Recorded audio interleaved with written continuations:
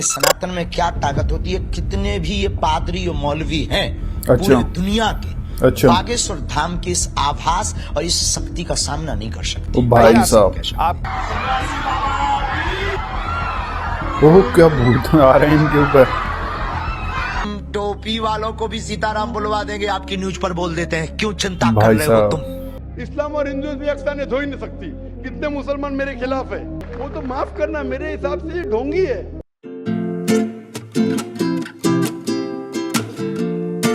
Hello guys, एक बार फिर स्वागत है भाइयों का चैनल रिएक्शन बाबा में। मेरा नाम है राम, मेरा नाम है दीक्षा। तो गाइस एक इंटरेस्टिंग वीडियो हम लोगों को मिला है, उसका नाम है हिंदू पंडित का मुसलमानों को चैलेंज। इसको क्लियर किया डॉक्टर जाकिर नाइक ने, जो कि बागेश्वर धाम सरकार बाबा हैं धीरेन्द्र के शास्त्री जी।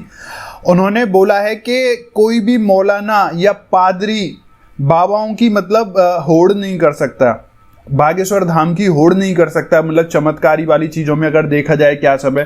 फिर इसको अच्छे से क्लियर किया है डॉक्टर जाकिर नाइक साहब ने। होपफुली आपको ये वीडियो पसंद आए, प्लीज शेयर जरूर करें दोस्तों के साथ और ज्यादा से ज्यादा इस वीडियो को लाइक करें। और आप चाहते हैं आपको ऐसे रिएक्शन वीडियोज भी मिलते रहें तो प्लीज चैनल को सब्सक्राइब करें। और हम बात करेंगे इस वीडियो के बारे में वीडियो के एंड में। तो आज का रिएक्शन हम स्टार्ट कर लेते हैं बिना किसी देरी के। Let's play.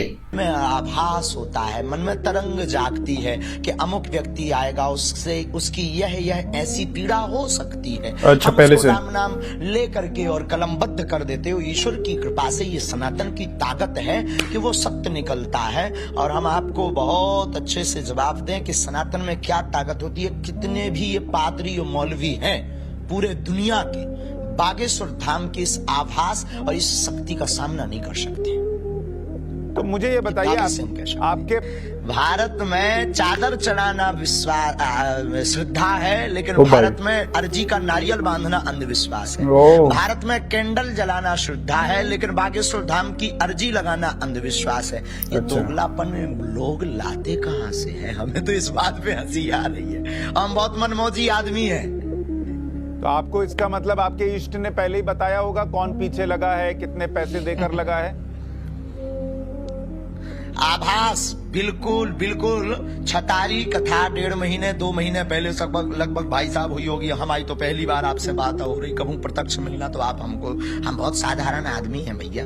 और छतारी कथा में हमने कह दिया था कि मेरे भारत के सनातनीय लोगों, अब हमारे ऊपर जो हमें आभास गुरु प्रेरणा से हुआ, अब हमारे ऊपर लंबे लंबे हमला होने। ये तो फर्स्ट चुनौती है, ऐसी तो अभी बहुत चुनौतियां हमको पार करनी है। देखते जाइएगा, हम टोपी वालों को भी सीताराम बुलवा देंगे, आपकी न्यूज पर बोल देते हैं। क्यों चिंता कर रहे हो तुम? टोपी वालों को सीताराम।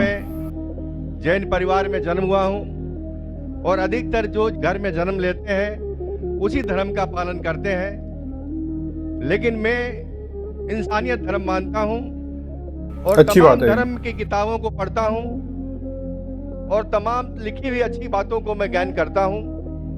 लेकिन एक बात आज जानना चाहता हूं कि आप यहाँ केवल, जैसा मुझे सुनने में और देखने में अभी पड़ रहा है, कि आप जो बात कह रहे हैं केवल इस्लाम धर्म की आखिरी बात, इस्लाम धर्म की सारी बातों को आप कबूल करवा रहे हैं और इस्लाम धर्म को सर्वोपरि मान रहे हैं। मैं भी मानूंगा अगर आप मेरी बात को, अभी ईसाई धर्म भी है, बौद्ध धर्म भी है, जैन धर्म भी है और सिख धर्म भी है, हिंदू धर्म भी है। और धर्म क्या है? धर्म तो मैं मानता हूँ पानी का धर्म ठंडा है, सूर्य रोशनी देता है उसका धर्म है, चांद रोशनी देता है वो धर्म है, हवा का बहना वो धर्म है। ये संप्रदाय अच्छी बात बोली अंकल ने, है ना? या किसको मानना चाहिए, या जो लोग जहाँ मान रहे हैं वो अच्छी बात है, या हम नहीं मान रहे हैं तो उसमें हमारा क्या नुकसान है? इसको जरा तमाम बातों को मेरा स्पष्टीकरण चाहिए कि किस धर्म को मानने से और किस बात को मानने से मनुष्य का कल्याण हो सकता है। भाई साहब ने बहुत अच्छा सवाल पूछा है और बहुत अहम सवाल पूछा है। वो कहते हैं कि वो इंसानियत धर्म में मानते हैं, सारी मजहब किताब को पढ़ते हैं, लेकिन यहाँ देख रहे हैं कि जाकिर बाकी लोग का हवाला देके, लेकिन इस्लाम कहते हैं कि इस्लाम फाइनल है, इस्लाम मेन है। ये आप जैसा कहा इस्लाम मेन है। भाई साहब ये मैं नहीं कह रहा हूँ, ये वेद में लिखा है। अगर वेद में लिखा है कि आखिरी अवतार कल के अवतार है, अगर लिखा है तो मैं उस चीज को निकाल नहीं सकता हूँ ना। मैंने तो नहीं लिखा हूँ, उसी तरीके से बाइबल में लिखा है। आपने कहा बाइबल का, आपने कहा वेद का, बाइबल में लिखा है, बाइबल पढ़ेंगे, gospel of John chapter number 16 verse number 12 to 14, Isa अलैहि सलाम कहते हैं, I have many things to say unto you, but ye cannot bear them now, for he when the spirit of truth shall come, he shall guide you unto all truth, he shall not speak of himself, all that he shall speak। ये दे रहे हैं कि एक आखिरी पैगंबर मोहम्मद सल्लल्लाहु अलैहि वसल्लम आने वाले। ये मैंने तो बाइबल नहीं लिखी ना, मैंने तहकीक की। अगर मैं तहकीक करता आप आके बोलो डॉक्टर जाकिर नाइक आप जो कह रहे बाइबल में नहीं है, लेकिन आपने कभी नहीं सुना, आप अजीब बात सुन रहे तो आपको अजीब लग रहा है, और बहुत लोग को अजीब लग रहा है। कुछ लोग कबूल कर रहे, कुछ लोग कबूल करने से डरते, फर्क ये है। नहीं सुनिए बात, तो ये आप बोलना चाहिए जाकिर भाई, बाइबल में gospel of John chapter 12 verse 14 है ही नहीं। आप लेके आओ बाइबल, पढ़ो मेरी बात। ये कल की पुराना है ही क्या नहीं? आपकी किताब में लिखा है तो मैं छुपा तो नहीं सकता हूं ना। मैं क्या कहता हूं कि सारी धार्मिक किताब को लो और यकसा है वो फॉलो करो, तो यकसा नहीं उसको छोड़ दो ना। तो अक्सर जितने अहम मजहब है, चाहे हिंदू मजहब है, चाहे बुद्ध मजहब है, चाहे ईसाईयत है, चाहे जुडाइज्म है, चाहे इस्लाम में, सारे में यकसा लिखा है। आप अगर पढ़ेंगे हिंदू मजहब की किताब, वेद पढ़ेंगे, बाइबल पढ़ेंगे, old testament, new testament, Judaism, Christianity, इस्लाम, ये चारों मेन मजहब को आप लेंगे, सब में लिखा है खुदा एक है, उसका कोई अक्स नहीं है, आखिरी पैगंबर मोहम्मद सल्लल्लाहु अलैहि वसल्लम है। तो मैं थोड़ी छुपा सकता हूँ, मुसलमान भी चौंक जाते। इस्लाम और हिंदुइज्म में यकसानियत हो ही नहीं सकती। कितने मुसलमान मेरे खिलाफ है, हिंदुइज्म और इस्लाम में यकसानियत हो ही नहीं सकती। लेकिन जब खुदा फरमाते ताला इला कलिमतिन सवाइम बैना बैनकुम, आओ हम उस बात की तरफ जो यकसा है। मैं भाई साहब जितनी लंबी तकरीर में दे सकता हूँ हिंदू और इस्लाम मजहब में यकसानियत, उससे लंबी तकरीर दे सकता हूँ डिफरेंसेस के ऊपर, इख्तिलाफ पे। लेकिन मेरा काम इख्तिलाफ ने, मेरा काम यकसानियत का है, क्योंकि मैं तालिब इल्म हूँ। मैं अगर तकरीर करने लगूं कि हिंदू मजहब और इस्लाम में डिफरेंस क्या है, तो और लंबी तकरीर कर सकता हूं मैं। लेकिन मेरा काम है लोगों को जोड़ना, लोगों को तोड़ना नहीं। लेकिन जोड़ते वक्त जब मालूम पड़ रहा है सही, अगर बाकी के धार्मिक गुरु अपने लोग से नहीं कह रहे, क्या उनके किताब में लिखा है कि खुदा एक है, खुदा के अलावा किसी की और पूजा नहीं करना चाहिए, आखिरी पैगंबर मोहम्मद सल्लल्लाहु अलैहि वसल्लम की, उनकी गलती है, मेरी गलती क्या है?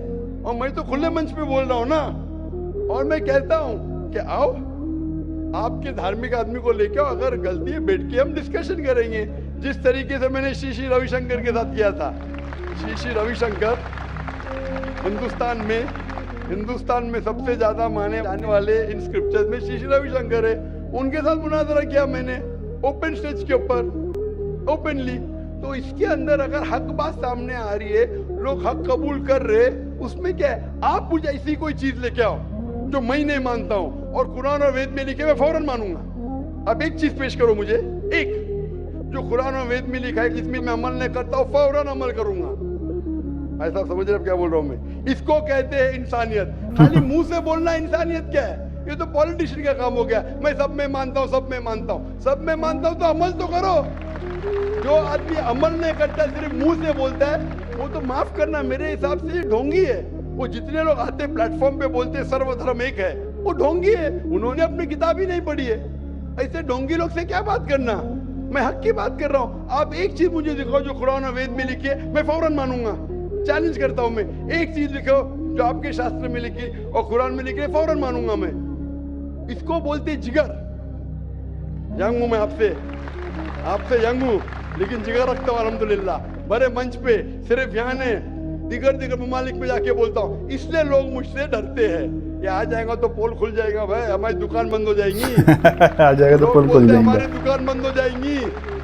मैं जब जानता हूँ मैं हक के ऊपर, और जैसा आपने सुबह में कहा था कि लोग विरोध करेंगे अच्छे लोग का, वही बात। मैं हक की बात क्यों, किससे डरना? खुले मंच पे कह रहा हूँ, मुझे आजादी है इस देश में। अगर किसी को आने का मुकाबला करने का, तो डायलॉग भी करने को मैं तैयार हूँ। ऐसा आदमी जिसके पास इल्म है, चाहे हिंदू मजहब का हो, चाहे क्रिश्चियनिटी मजहब का हो, कोई भी शख्स जो 10,000 पब्लिक, कोई भी हिंदू, कोई भी क्रिश्चियन दुनिया में जो अपने खुद की तकरीब पे 10,000 लोग को गैदर कर सकता है। यहाँ माशाल्लाह कितने लोग हैं? यहाँ तकरीबन 5-10 लाख लोग हैं बराबर। सिर्फ 10,000 अपनी तकरीब पे अगर वो जमा कर सकता है और मुझसे मुनाजरा करना चाहता है, मैं तैयार हूँ। कोई आलतू फालतू रस्ते वाले से नहीं, 10,000 लोग को अपनी तकरीब पे जमा कर सकता है वो, और मुझसे मुनाजरा करना चाहता है, मैं तैयार हूँ।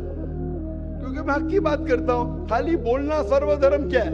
मैं सच्ची में लोग को एक करने चाहता हूं, जो कुरान में लिखा है, जो वेद में लिखा है, जो बाइबल में लिखा है। तो गाइज ये वीडियो थी बहुत ही सच में इंटरेस्टिंग वीडियो थी। जैसे कि स्टार्टिंग में धीरेन्द्र कृष्ण शास्त्री जी ने बोला था कि जो बागेश्वर धाम बाबा करते हैं वो कोई मौलाना और ये सब करके दिखाए। और फिर उसके बाद एक बुजुर्ग जो थे उन्होंने डॉक्टर जाकिर नाइक से भी सवाल किया धर्म को लेके, तो उन्होंने बोला कि मैं कभी भी कोई ऐसी चीज़ नहीं बोलता जो कि किसी किताब में ना लिखी हो। आप नहीं तो अगर आपके अंदर दम है तो आप मेरे साथ डिबेट करके देख लो, अपनी किताब ले आओ, मैं अपनी किताब ले आता हूँ। क्योंकि मैं जो कुछ भी बोलता हूँ, जो कुछ भी मैं करता हूँ किताबों के हवाले से करता हूँ। मैं एक मुसलमान हूँ, मुसलमान होने के बावजूद भी मेरे भी कई सारे मुस्लिम हैं जो मुझसे ही नफरत करते हैं। ऐसा नहीं कि मैं मुसलमान हूँ तो सब मुसलमान मुझसे प्यार करते हैं, मुझसे भी खपाएं। तो भाई बड़ा ही इंटरेस्टिंग सा वीडियो था। आपको क्या लगता है यार बागेश्वर धाम बाबा ने जो बोला, आपको क्या लगता है? अपने विचार आप लोग कमेंट में जरूर करें गाइस। वीडियो अच्छी लगे तो शेयर करें इसको और ज्यादा से ज्यादा इस वीडियो को लाइक। और आप चाहते हैं आपको ऐसे रिएक्शन वीडियोस भी मिलते रहें तो प्लीज चैनल को सब्सक्राइब करें। गाइस आज के रिएक्शन में बस इतना ही, मिलेंगे नेक्स्ट किसी रिएक्शन में। तब तक के लिए thank you so much for watching. Bye bye guys, see you guys, take care guys.